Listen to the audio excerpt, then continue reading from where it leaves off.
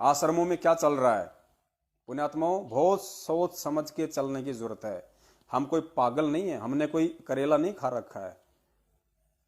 हमें पूज्य गुरुदेव जी ने भक्ति मार्ग पे किस तरीके से चलना है जो निर्देशित किया है, हमें उसी तरीके से चलना होगा। अन्यथा हम भगत नहीं हैं, हम सतगुरु की शरण में नहीं हैं।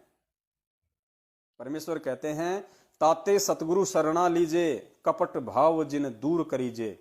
सतगुरु उसको अपनी शरण में लेता है, वो भगत सतगुरु की शरण में माना जाएगा जो अपने अंदर से छल कपट इन सब चीजों को बाहर निकाल फेंकेगा। तो बताइए, छल कपट तो आपके अंदर भरा पड़ा है। कैसे भरा पड़ा है? क्योंकि आप गुरुदेव जी के सत्संग रूपी आदेशों को ना मान के और एक 2 कौड़ी के जीव, स्टेट कोऑर्डिनेटर, जिला कोऑर्डिनेटर, फर्जी नामदान संचालक, गुरुजी के बेटा बेटी, आप उनके आदेशों पे चल रहे हैं, आप उनके मनमाने आदेशों की पालना कर रहे हैं और जरा भी विचार नहीं करते कि इन्होंने जो आदेश मुझे दिया है वो गुरुदेव के सत्संग रूपी आदेशों के अनुसार सही है या गलत है, और आंख बंद करके आप उसकी पालना कर देते हो, तो आपके अंदर ये छल कपट भरा हुआ है। आप अपने गुरु से छल कपट कर रहे हो। तो ऐसी आत्माएं परमेश्वर की इस वाणी के अनुसार उनकी शरण में नहीं हैं, नाम दीक्षा लेने के बावजूद भी, कि ताते सतगुरु शरणा लीजे। सतगुरु उसको अपने शरण में लेता है, ताते सतगुरु शरणा लीजे, कपट भाव जिन दूर करीजे। इसीलिए आज संगत में भी अकाल मृत्यु का तांडव मचा हुआ है। इसी संदर्भ में दास के पास में बहुत सारी आत्माओं के फोन कॉल्स आए, मैसेज भी आते रहते हैं,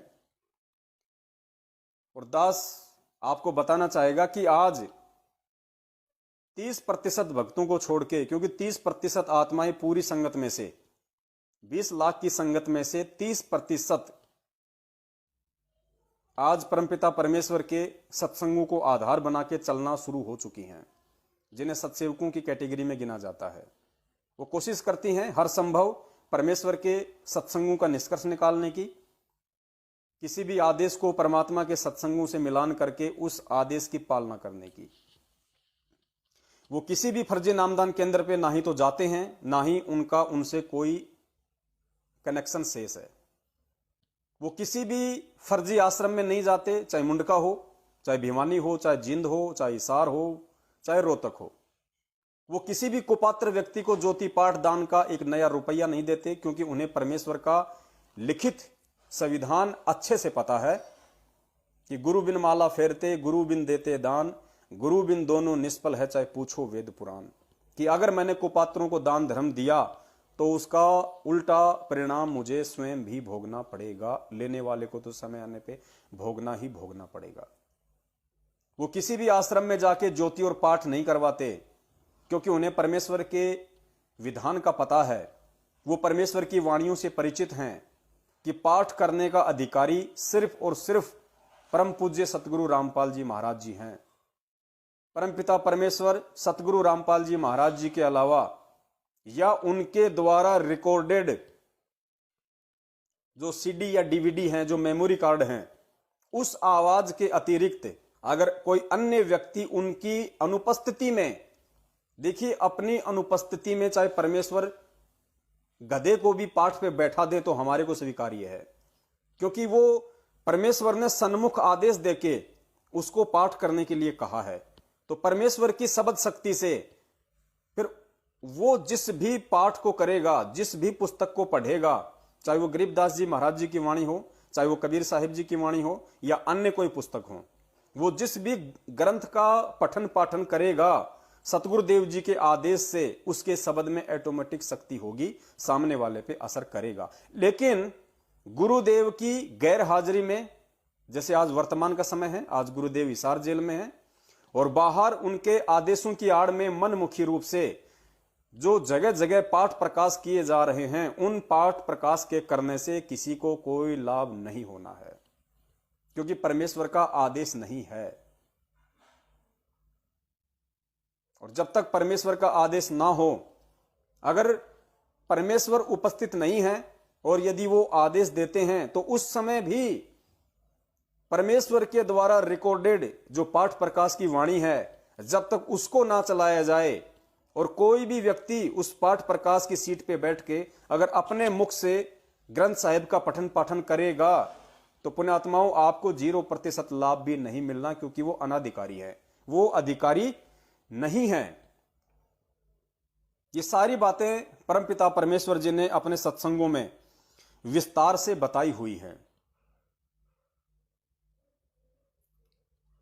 और भगत इन चीजों को नहीं समझ पाते हैं क्योंकि सत्संग सारे नहीं सुन पाते हैं। इसके लिए परमात्मा ने साध संगति को दूसरा माध्यम चुना था, इस ज्ञान को भगत समाज तक पहुंचाने के लिए। आश्रम में भी गुरुदेव जी के सत्संगों के बाद भगत भाई बहन आपस में बैठ के डिस्कस किया करते थे, गुरुदेव की महिमा का गुणगान किया करते थे, एक दूसरे नए पुराने भगत से सलाह मशवरा किया करते थे। उसको कहते हैं साध संगति, ग्रुप डिस्कशन। तो यहां अब आप जी इस सत्संग को ध्यान से सुनिए, जिसमें पूज्य गुरुदेव पाठ प्रकाश के विषय में कितनी गहनता से समझा रहे हैं। गुरुदेव कहते हैं यदि इन वाणियों को, यदि इस पाठ को मुझ रामपाल दास के अलावा यदि अन्य कोई व्यक्ति करेगा तो आपको लाभ नहीं मिलेगा।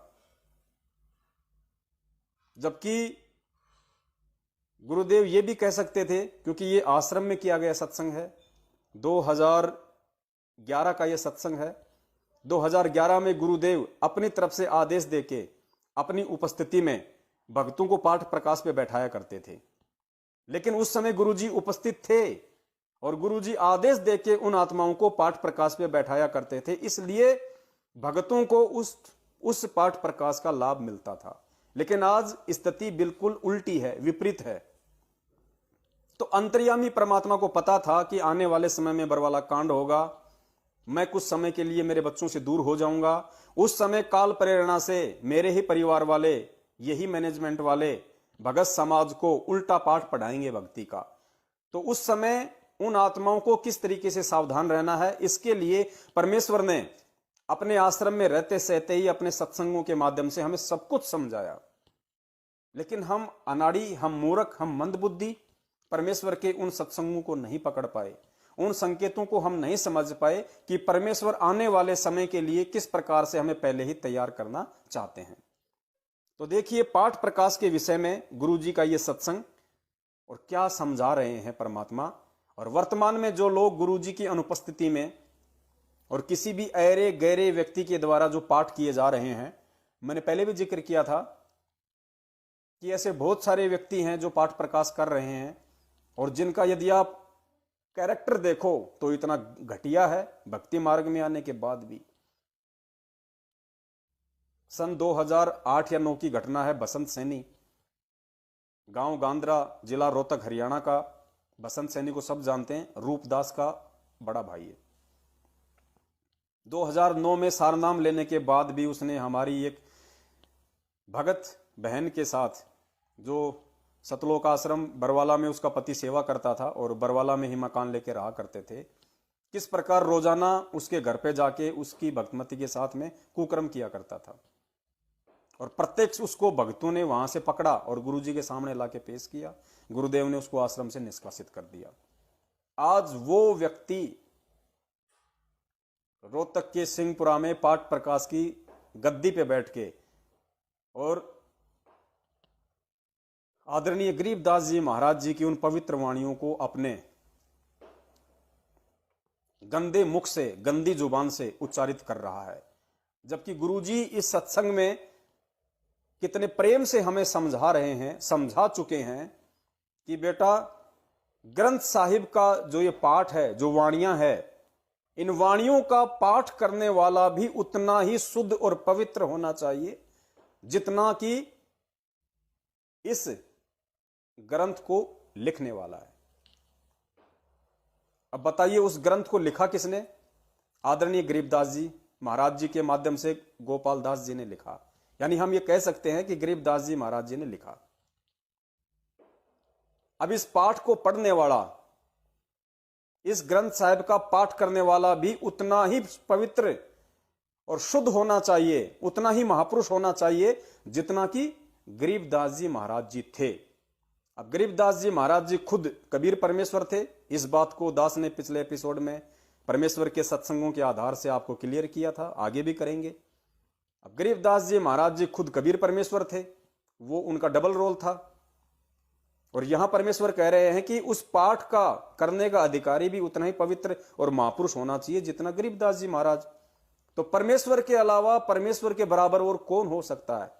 खुद परमेश्वर ही हो सकते हैं। तो आज इस पाठ को करने का अधिकारी इस पूरी सृष्टि में यदि कोई है तो केवल एक ही परम शक्ति है, एक ही महापुरुष है, जो गरीबदास जी महाराज जी के जितने ही पवित्र और महापुरुष हैं। क्योंकि आज वो भी खुद कबीर परमेश्वर जी हैं, जो सतगुरु रामपाल जी महाराज जी के रूप में आए हुए हैं। इसलिए पाठ प्रकाश करने के अधिकारी केवल स्वयं परमेश्वर हैं। पता नहीं आप लोग कैसे वहां जाके बैठ जाते हो, वहां पे पाठ प्रकाश की रकम का चढ़ावा चढ़ा के आप 2-2, 3-3 घंटे आप और हमारे जैसे 2 कौड़ी के जीवों के मुख से आप ग्रंथ साहिब की वाणियों को कैसे सुन लेते हो? दास के मोबाइल पे भी अनजाने में यदि मुंडका दिल्ली भिवानी में जो पाठ प्रकाश किए जा रहे हैं और उन लोगों की आवाज सुन लेता हूं, पुण्यात्मा यकीन मानना 5 सेकंड भी वो आवाज दास को नहीं सुहाती है। 5 सेकंड भी उस वीडियो को नेक्स्ट कर देता हूं, क्योंकि उनके शब्द में शक्ति नहीं है, उनके शब्द में प्रभाव नहीं है, हो ही नहीं सकता, क्योंकि वो जीव है। अब गुरुदेव कितने अच्छे तरीके से हमें समझा रहे हैं, और उसके बावजूद भी यदि किसी ने मूर्ख बनना है तो वो बने, उसकी फिर कोई दवा नहीं है सिवाय उन भक्तों की तरह दुख संकट और अकाल मौत का दर्द झेलने के, जो आज वर्तमान में झेल रहे हैं। सुनिए पूज्य गुरुदेव जी के मुख कमल से। थोड़ी सी वाणी सुना दूंगा, बहुत अच्छी लगा करेगी, क्योंकि ये तो अमृत वाणी है, आत्मा का आहार है। ये अलग से चार्ज करती है भगवान की जो सच्ची वाणी। तो आम कथाएं कीर्तन सुनते हैं उनसे कोई लाभ होने वाला आत्मा को नहीं है। ये तो मालिक की महिमा सीधी उस महापुरुष की बोली हुई है, जिसको भगवान आशीर्वाद देकर उसमें डाली थी गरीबदास में। और गरीबदास जी की वाणी अब दास पढ़ा रहा है, क्योंकि इसको पढ़ने वाला भी उतना ही पवित्र चाहिए जितना महापुरुष हो। पर देखिए कह रहे हैं ये आदरणीय गरीबदास जी महाराज जी की वाणी है, जो गुरुजी सत्संग में पढ़ा रहे हैं, जो ग्रंथ साहिब जिसका पाठ चल रहा है। तो पूज्य गुरुदेव कह रहे हैं कि ये तो उस महापुरुष की अमर वाणी थी, जिसको परमात्मा आके मिले, अपना आशीर्वाद दिया। और ये वाणी, इस वाणी का पाठ करने वाला भी उतना ही पवित्र महापुरुष चाहिए, तब आपको इन वाणियों का असर होगा। ध्यान से सुनना दोबारा। बोली हुई है जिसको भगवान आशीर्वाद, ये अलग से चार्ज करती है भगवान की जो सच्ची वाणी। तो आम कथाएं कीर्तन सुनते हैं उनसे कोई लाभ होने वाला आत्मा को नहीं है। ये तो मालिक की महिमा सीधी उस महापुरुष की बोली हुई है, जिसको भगवान आशीर्वाद देकर उसमें डाली थी गरीबदास में। उस महापुरुष की बोली हुई है, जिसको भगवान आशीर्वाद देकर उसमें डाली थी गरीबदास में। और गरीबदास जी की वाणी अब दास पढ़ा रहा है, क्योंकि इसको पढ़ने वाला भी उतना ही पवित्र चाहिए जितना महापुरुष हो। परमात्मा ने जिनको ज्ञान जी की वाणी अब दास पढ़ा रहा है, क्योंकि इसको पढ़ने वाला भी उतना ही पवित्र महापुरुष होना चाहिए जितना कि लिखने वाला। बताइए। जी की वाणी अब दास पढ़ा रहा है, क्योंकि इसको पढ़ने वाला भी उतना ही पवित्र चाहिए जितना महापुरुष हो। परमात्मा ने जिनको ज्ञान दिया था। तो जो इस दास के मुख से जो सुनोगे उसका असर न्यारा होगा। और यदि सत्संग में कोई और करेगा भगत तो उससे लाभ नहीं होगा वो, क्योंकि अधिकार। देखिए गुरुजी कह रहे हैं अगर आप इस दास के मुख से सुनोगे तो इसका न्यारा असर होगा, और इन्हीं वाणियों को अगर आप किसी और के द्वारा सुनोगे, कोई भगत अगर अपने आप ने अगर ये वाणियां बोलेगा, ये करेगा, अगर उसके मुख से सुनोगे तो कोई लाभ कोई असर नहीं होना। ध्यान से सुनिए। उसमें डाली थी गरीबदास में। और गरीबदास जी की वाणी अब दास पढ़ा रहा है, क्योंकि इसको पढ़ने वाला भी उतना ही पवित्र चाहिए जितना महापुरुष हो। परमात्मा ने जिनको ज्ञान दिया था। तो जो इस दास के मुख से जो सुनोगे उसका असर न्यारा होगा। और यदि सत्संग में कोई और करेगा भगत तो उससे लाभ नहीं होगा वो, क्योंकि अधिकारी के बिना यह काम करे को नहीं। और अधिकारी के बिना काम नहीं करेगी। और इस दास के मुख से ये सीडी आजकल ये ये बन के मेमोरी कार्ड में भी जाती है या सीडी में जाती है, डीवीडी में जाती है, कहीं टीवी से सुनते, उतना ही असर करेगी वहां पर भी। वहां भी ऐसे असर करेगी क्योंकि इस दास का बोला हुआ सत्संग वचन परमात्मा की ताकत साथ जाती है इस दास के माध्यम से, तो उतना ही काम करेगी। तो इसलिए की ताकत साथ जाती है इस दास के माध्यम से, तो उतना ही काम करेगी। तो इसलिए जो अन्य कोई अटपट करेगा बीच में, अपनी महिमा बढ़ाओगा, मार खाओगा, यही परमात्मा के वचन सुना दो, डीवीडी लगा दो, चिप सुना दो, आपको भी लाभ होगा, सामने वाले के वैसा करेगा। अगर कोई अपने इस ज्ञान को चुरा कर आप पर प्रभु पाकेगा तो उसकी ब्रह्मटी होगी कि थोड़े दिन में फिर वो पकड़ा भी जाओगा, क्योंकि उससे तो बस विस्तार फैल रहा है भगवान का।